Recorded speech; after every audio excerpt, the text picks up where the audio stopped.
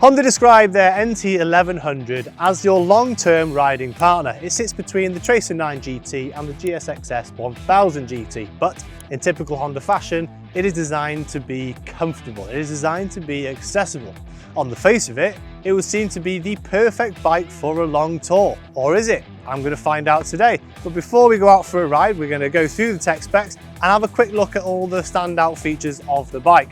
I'm Liam and this is Moto Planet. I'm going to upset a lot of people when I say this, but maximum sport. So it is a 1084cc parallel twin. From the parallel twin, we're going to get 100 brake horsepower at 7,500 RPM. We're going to get 112 Newton meters of torque at 5,500 RPM. The bike weighs 248 kilos with a fuel tank capacity of 20.4 litres. It's a claimed 56.5 miles to the gallon, although realistically you're probably going to get between 45 and 60. This particular model that we have here, the DCT-ES, is the most expensive and costs £14,299. Now let's have a look at some of the standout features.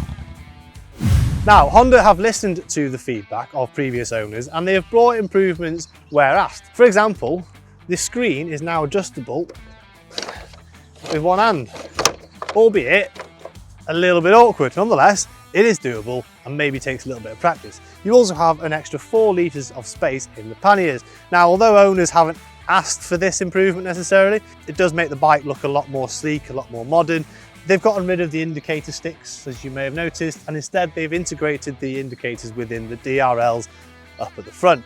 Now, one of my favourite features of the bike is the little LCD screen here, which sits just below the 6.5-inch touchscreen TFT display. I like it because it's simple. It's got the gear that you're in, it's got the speed that you're doing, and it's got your mileage. Nothing more, nothing less. I'm also a very big fan of these little flaps down here to keep all the crap from the road off your legs. That, with all the rest of the weather protection, fantastic. But what do you expect from a tourer? Anywho, big thanks to Smith's Honda. Let's go back over there and have a look at my first ride.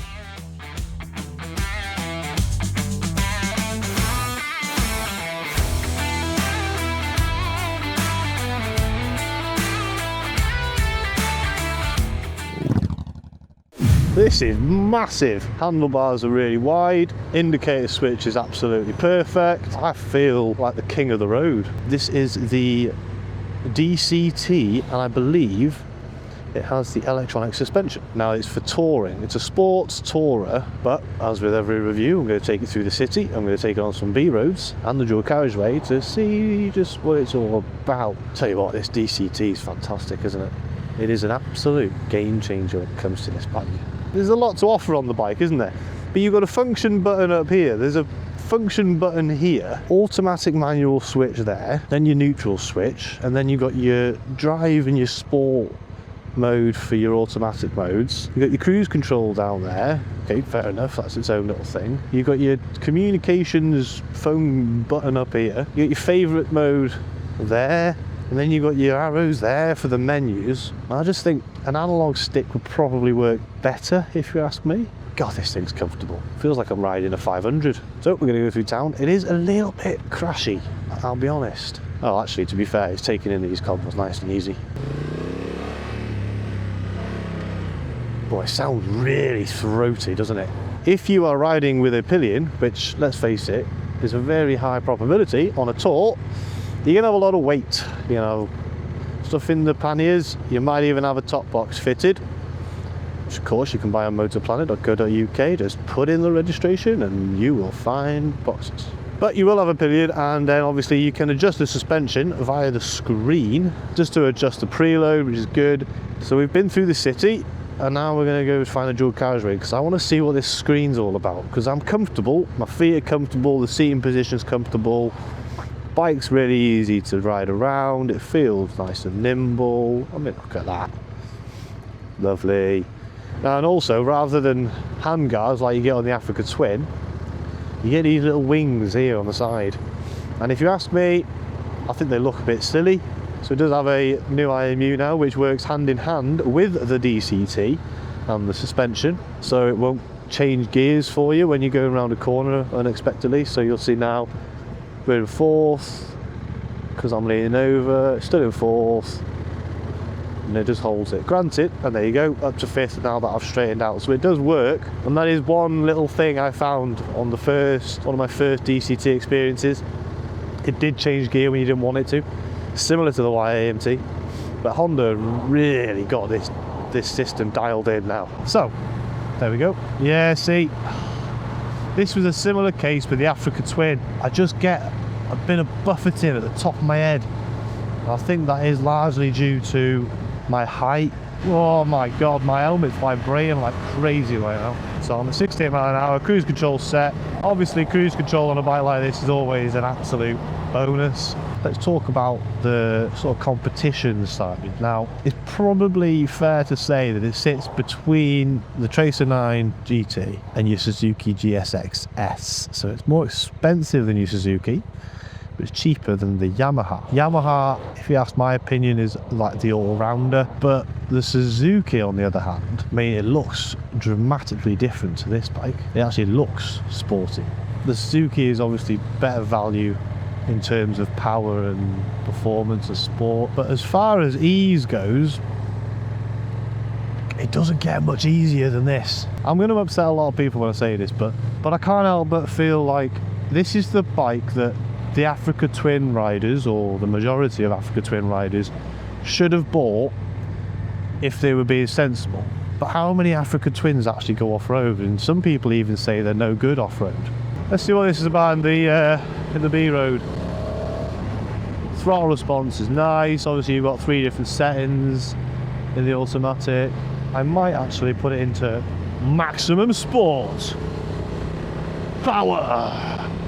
God, this thing is so smooth.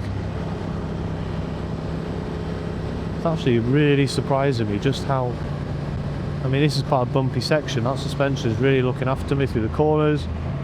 I'm actually quite surprised at how well that took those little twisties, because that was quite a narrow, quite a twisty road. And then we'll pull in, have a little word, talk about the things I like, the things I don't like, go in a bit more detail, and then we'll go for another ride after that. What do you reckon? Easy, effortless. I could just relax. It's like poetry on a bike. Now, first impressions are very positive, and in fact, from the moment I left the dealership, it felt like a bike that was going to take care of me. It didn't feel like it had a point to prove. The bike is based on the Africa Twin. In fact, it shares the same chassis. Only with the Africa Twin, you sat on top. With this, you sort of sat within it, which makes it a more accessible bike. So the ground's closer to your feet.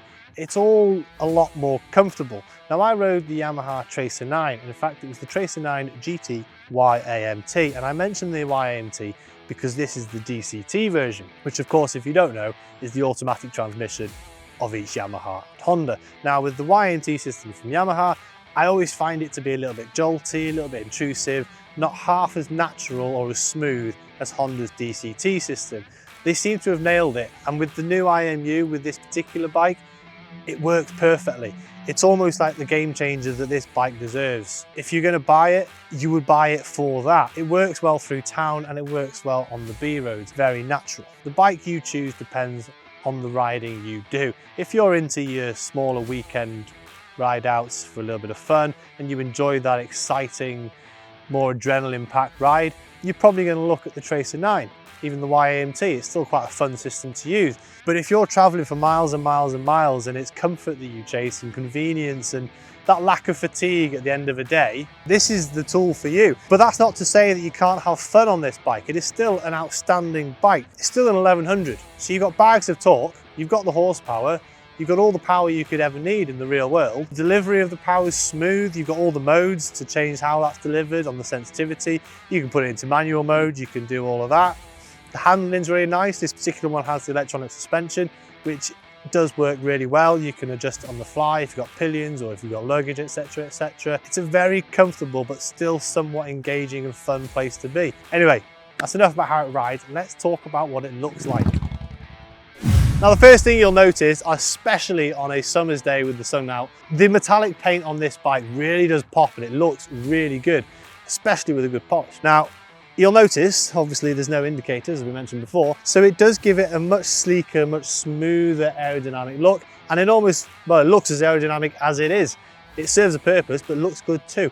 Apart from these, they do not look good, but they do serve a purpose, so we'll accept it. I also think it looks a lot like the Honda ADV350 scooter, which isn't necessarily a bad thing. Overall, it's a pretty bike. It looks elegant. Now let's see what it's like to sit on.